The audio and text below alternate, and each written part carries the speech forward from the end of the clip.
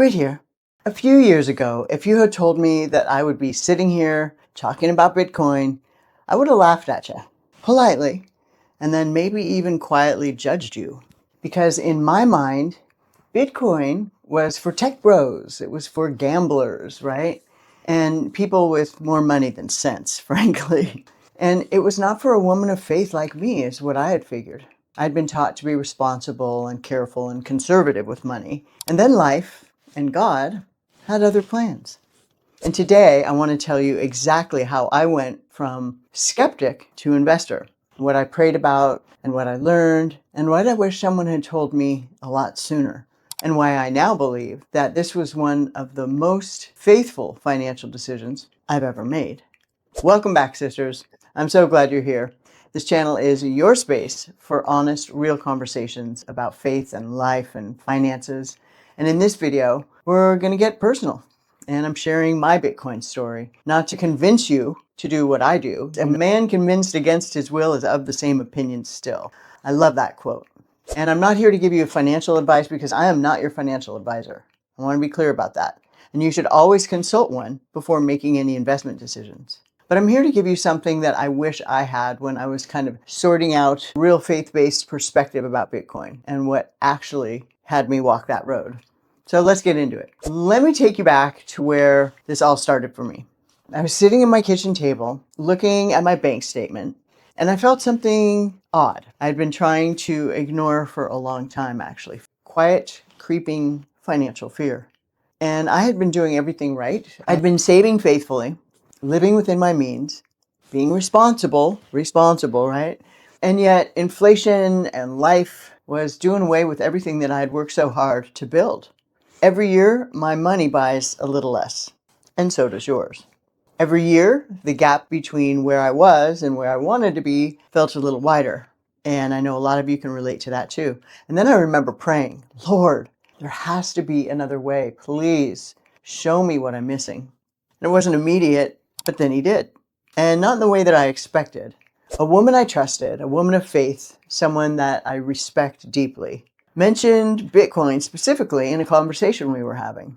My first reaction was like everything I mentioned at the beginning of this video, right? Skepticism, suspicion, and a quiet, that's not for me. But something nagged at me. So instead of just dismissing the whole thing, I prayed about it. And then I did something that I had never done before. I actually sat down and started learning about cryptocurrency. And Proverbs 4:7 says, wisdom is the principal thing. Therefore, get wisdom. Not feelings, not fear, not assumptions, not what I had thought that I already knew, but actual wisdom. And wisdom required me to actually study, to learn, before I could make a faithful decision. What did I actually find when I started learning? Well, let me break it down simply, because I want this to make sense, even if you're just new or you've never actually looked into this before. Okay, we all know the dollar loses value over time, right? And this is not a theory, it's actual mathematical reality. And when the government prints more money, the value of every dollar already in existence actually goes down more. So this is called inflation, and it's also the quiet thief that has been stealing from savings accounts for decades, without most of us ever really realizing it. In fact, the inflation numbers that are posted are generally lower than the true inflation numbers. And Bitcoin is fundamentally different. There will only ever be 21 million Bitcoin in existence, ever. They can't print more. That number is written actually into the code and cannot be changed. No government, no central bank, no financial institution can actually print more of it. And that's exactly what gives Bitcoin its value in the long term. It's a wealth store. So while the dollar continues to diminish over time, Bitcoin has historically held and grown over the long term. Again, I am not your financial advisor. Bitcoin is volatile, right? It goes up, it goes down, and it's not a get-rich-quick scheme by any stretch of the imagination. It's a long-term strategy, and it's not without risk, and it's not for the faint of heart, which is exactly why I did not just jump into it the moment I learned about it. In fact, one of my mentors says, well, it's a great investment, but you better have a barf bag. Just like the stock exchange. You know, when you're riding high and your investments are doing great and the market's doing great, super. When there's a correction, all of a sudden your stock is worth a third or half of what it was 2 months ago. It can be a little sickening, but you get used to that. and the market's been around for so long, there's a different level of trust there that's not yet in cryptocurrency. So I prayed, I studied for months, and I spoke with a financial planner and a couple of my financial professional friends. And then slowly and carefully, I started with only what I could afford to lose. That might be $50 for you, might be $500. But now let me address the question that I know is sitting in the back of your mind, because it was sitting in the back of mine. Is this okay? Is this right for a Christian woman to invest in something like this? Is it too risky? Is it too worldly? Is it actually gambling? And I wrestled with that and all of those questions like it. And here's the truth. This is where I landed anyway.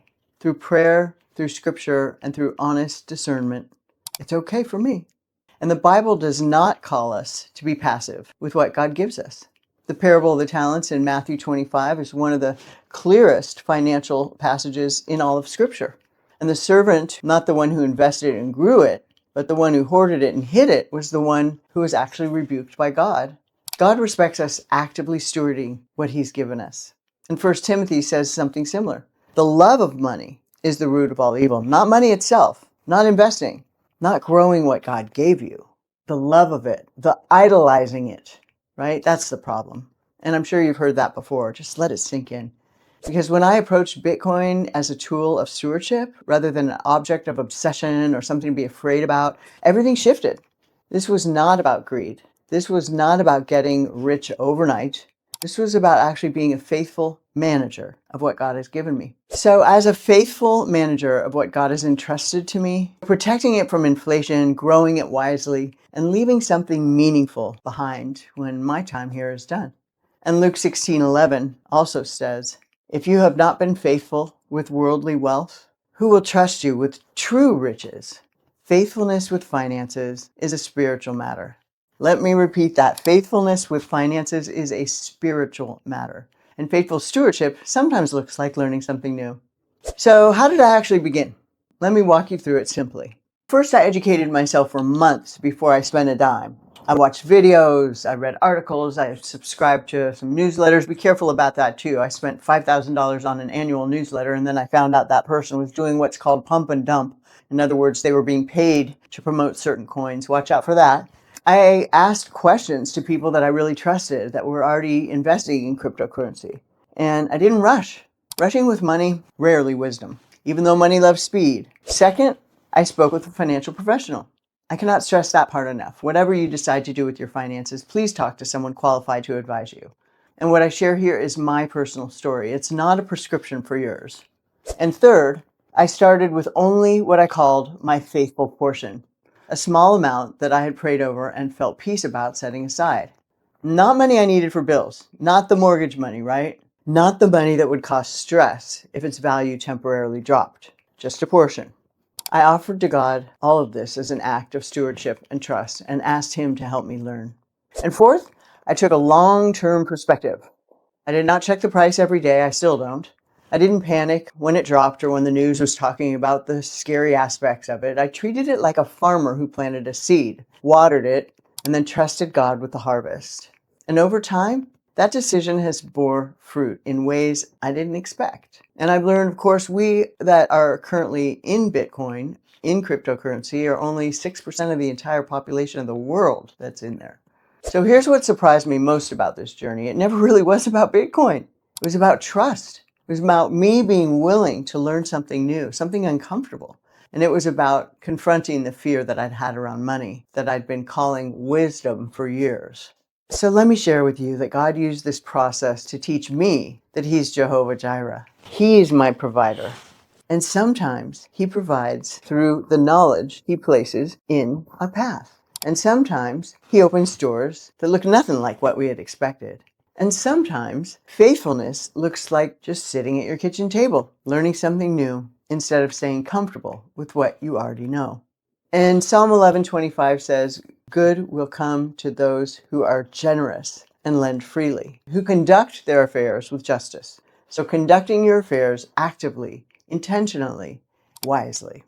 Okay, one more time. The point of this video is not me telling you to run out and buy Bitcoin today. I'm telling you to learn about it today. Start with research, watch videos, just like if you're a real estate investor, you do the same. Ask questions. Pray over what you find. And if it's for you, God will confirm it. He always does.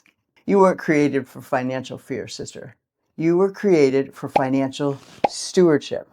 And there is a big, beautiful difference between the two.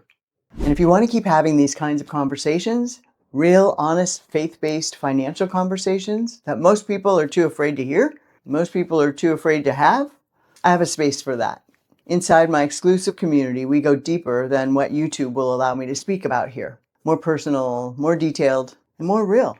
So click the link below to join us. I would love to see you inside. And if this blessed you today in some way, please share it with someone that you think is ready to think differently about stewarding finances. Give it a thumbs up if you would, and subscribe. Follow us along. That way we know we don't miss each other. Remember, God's not a God of lack. He's a God of abundance. And He has placed more than enough wisdom, opportunity, and provision in your path. Don't believe some of the worldly messages that money generation should be suspicious, that it's bad. It's not. It's just a tool. So get out there, sister, and just be willing to look. And we'll see you in the next one. And if no one's told you today, just remember, you, yes, you are beloved.